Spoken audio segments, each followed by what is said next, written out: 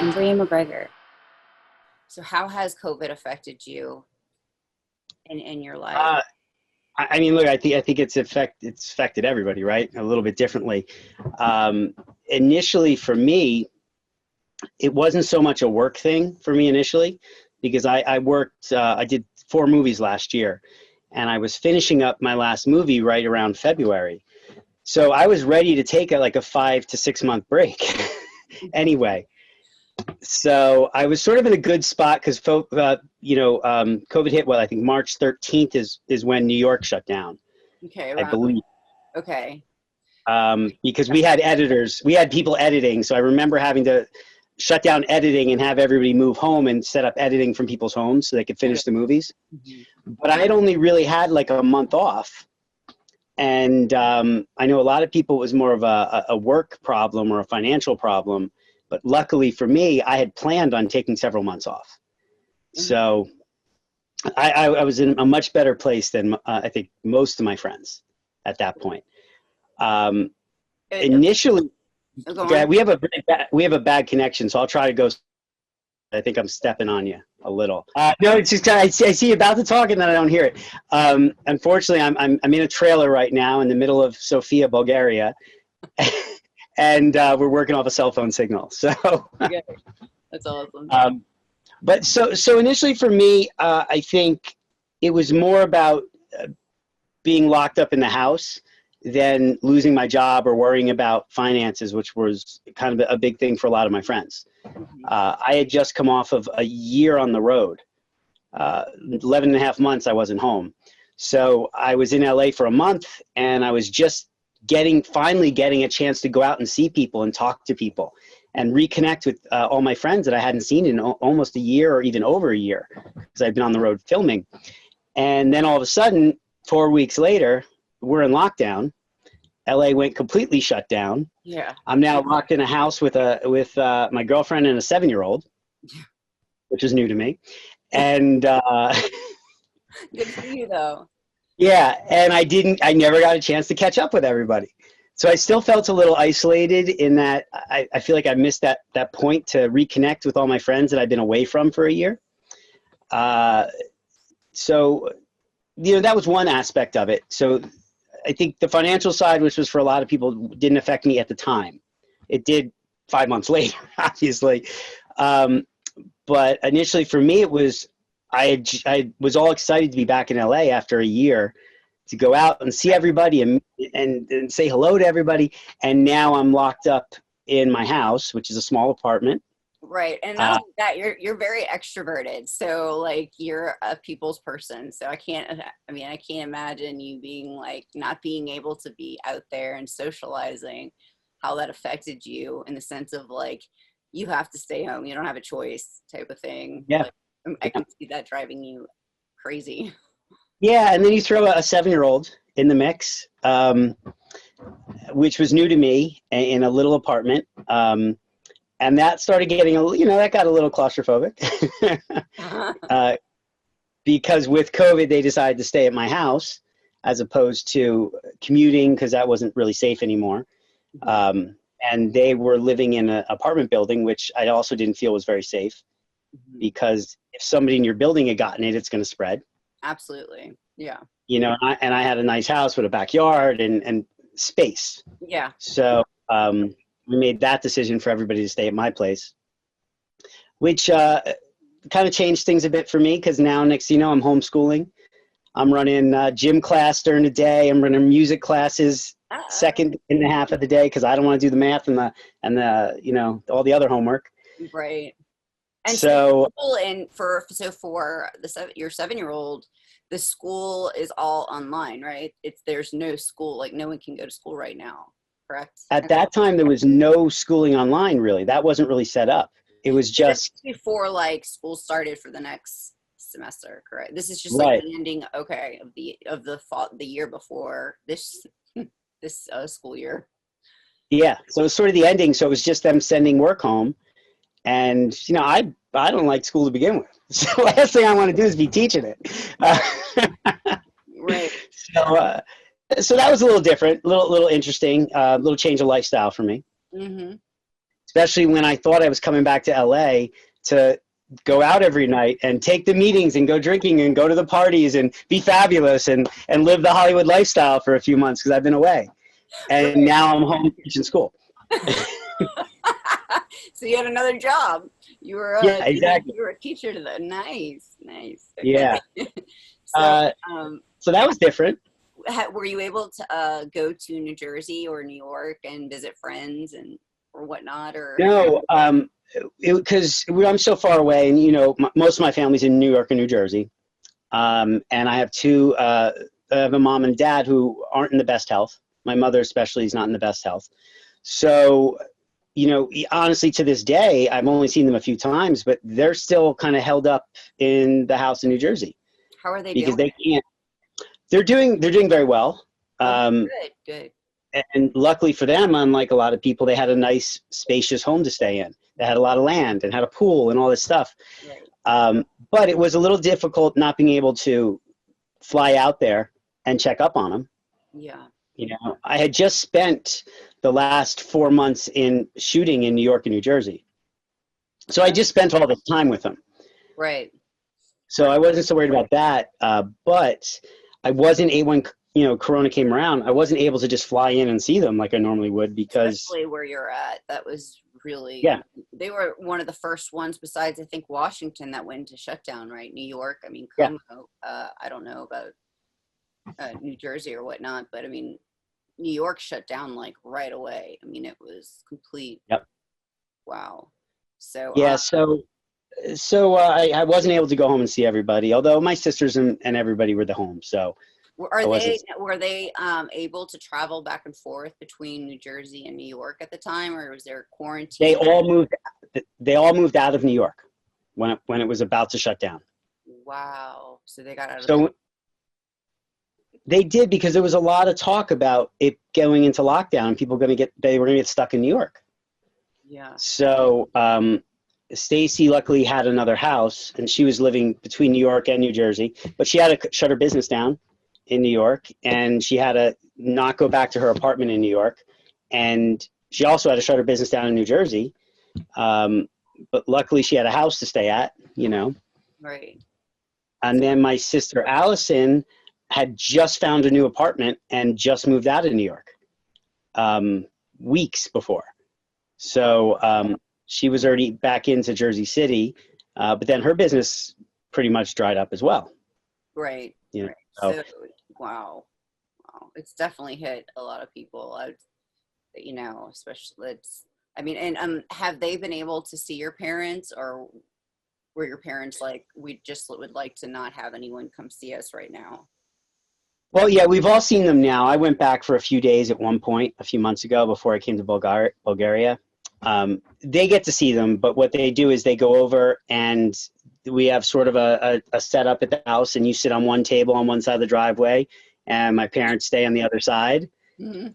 And, you know, you have lunches or dinners, but you're completely separate.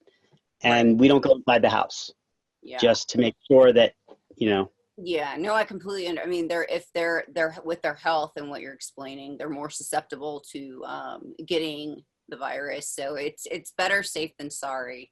You know, at least at the end of the day, you know that they're safe and they're healthy. And I'm really happy that your sisters were able to get out of New York before the shutdown, because I can't even imagine what that in and of itself would be like. I just can't even imagine. So Yeah, I mean, a few people got stuck. I mean, remember Abby? Yeah, I Got stuck in New York. Is she still in New York? She's still in New York, and she really didn't have anywhere to go during the shutdown.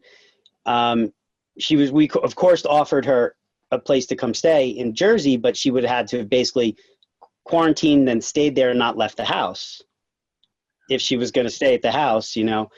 And then her parents actually got stuck on different sides of the country when it all went down, because her mom was in Florida taking care of a grandparent, and her dad was stuck in California, and she was afraid to fly out there because of everything that was going on. I don't blame her. I haven't left my mom's house in 8 months. So how long is it? Since March. And I've just started to go to the gym. And in Florida, they've there's no, the mask isn't mandatory. but for me, I'm wearing the mask. I don't care. And it's just so foreign to me. I feel like I have enclosed myself in, so my mom's house is big, which I'm really fortunate that it ended up that we traveled to Florida and stayed here. Well, ended up getting stuck here because we have the space, like you were saying with your place and with your girlfriend, like the apartment she was in is not safe. Where we lived, it would not have been safe because of, you. First of all, it was so small, and you're not allowed to use any of the amenities. And if you go outside of your apartment, it's like you can only go and then go right back. It's like there's no hanging out, and like that I could see being. I can't even imagine that. First of all, so just to be like to travel across the country, get to my mom's house, and then end up getting stuck here. I'm grateful because I've been able to spend time with my mom that I wouldn't have originally had. And we do have the luxury of space. So I have my own room, and my husband has his own room across the hall. So this is my safe space. He's got his safe space. But the thing is that, I mean, you know me, I'm an introvert by nature. And so I feel like I've been living COVID way before COVID ever happened. The only thing though is having COVID prevent you from leaving the house. Like you basically can't leave. That part bothers me. I liked before having the choice to leave if I wanted or not. And then every time I would try to leave the house, it became this anxiety attack. So and it's only built up. So it was this snowball effect. And I've dug myself into a really deep hole to where I confined myself to this bedroom and I would not leave. I'm like, I'm not getting it. I don't want it. You know, I'm slowly trying to get out of it. And so I'm just now started feeling comfortable to go to the gym, and I go and I come back home and that's it.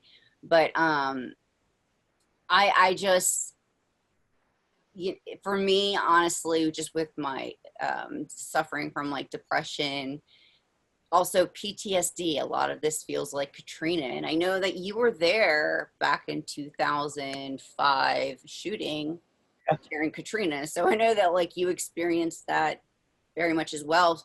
Like I just remember being displaced from that. And so there's a part of me, I feel like I'm reliving that again. And I still can't get my mind around it. So I feel like I'm like in two time, like I went back in time for some reason. It's really weird.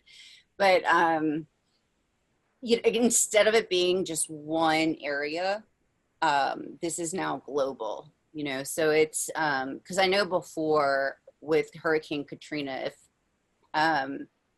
if you weren't from there or you weren't working there or whatnot, it didn't really affect you or whatnot. However, this has affected everyone, and so it's nice to not feel alone. You know what I mean? Because I very much back then felt alone, though I had so much support. But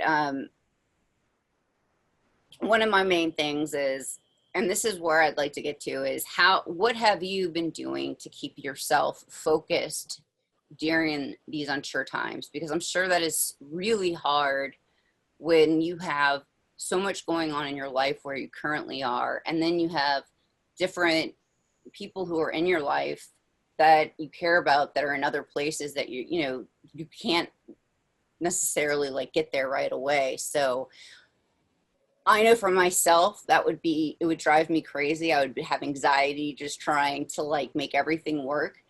There's this calmness about you that you've always had since I've known you. And so, I'm not sure how that's worked since COVID, but I would just like to know,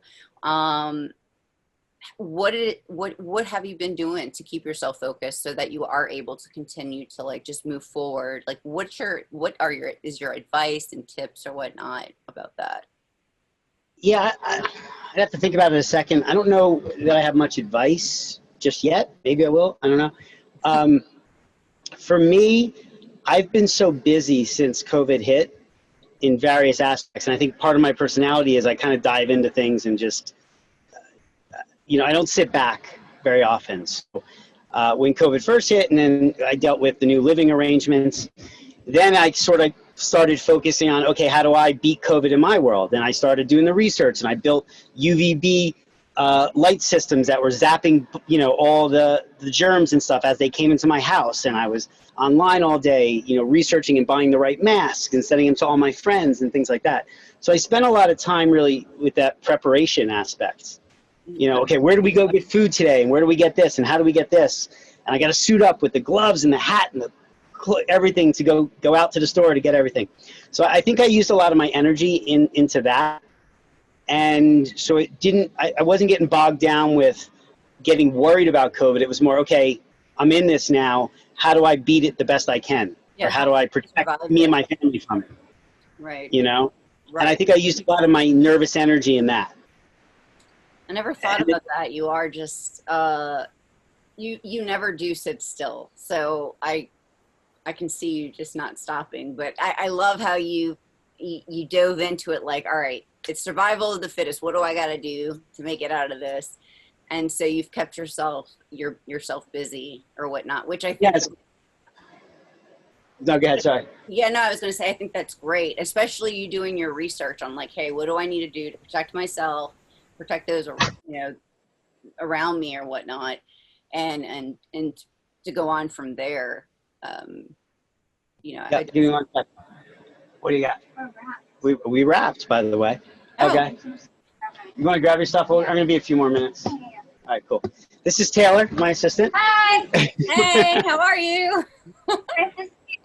Nice to see you too. She just evidently wrapped early on us. Woohoo.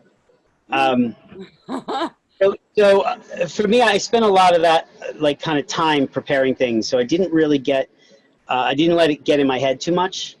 And then there was a period once that was sort of done where it was then everybody starting to figure out, okay, how's this affecting us from a business standpoint and from a life standpoint? And it was a little rough not being able to go home and see the family, but I knew I have other family there. So I wasn't super worried about that. And I got really bogged down for a couple months really with, okay, how does my industry bounce back? What am I going to do for a career now? Because the film industry was completely stopped in its tracks. And to some extent, it sort of still is. So I was consulting for a lot of movies at the time. So everybody you know is calling you. You know, how are we going to do this? How are we going to go back to work? How are we going to do that? So I would spend probably 4 or 5 hours a day with people trying to figure out how do we fix this and how do we get our businesses back up and running. And I think that used up the rest of my energy. Right, right. So I wasn't sitting home, and I was talking to a lot of my friends who were sitting home binge watching Netflix and spending all day learning about, I know more about germs and COVID than I ever wanted to know now, but well, that's good though. Yeah, but so a lot of people I knew were staying home and watching TV and doing that and getting bored and getting anxious and having anxiety attacks and everything else. And a few times I talked to a few of my friends. I'm like, you know, I kind of feel like I'm missing out on the COVID experience. I'm missing out on that sitting home and watching a million TV shows and learning about this and going online and all that, because I was so busy working with everybody trying to figure out how do we all bring our businesses back up and going? Right. How do I get work for all my employees who expected me by the summer to employ everybody? Right. I got hundreds of employees who expect need a paycheck. Yeah. And I think I spent a lot, like all my other energy during that period trying to crack the code, like a lot of us did. And since there was no way to crack the code, you just kept spinning out and spending all your time coming up with scenarios and such. So I don't think I didn't really get depressed. I didn't really feel too helpless in the situation where I know a lot of my friends did, because I always had something that I was trying to accomplish that was sort of not getting accomplished because who the hell can beat COVID, right? But I was trying.